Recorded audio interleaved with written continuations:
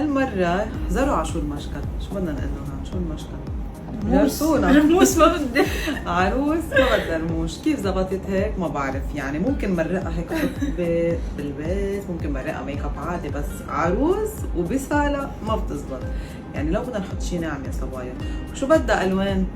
بدها موف على بينك على نيود، يعني خلطت لي 3-4 باليتات بباليت وحده. شو بدي اعمل؟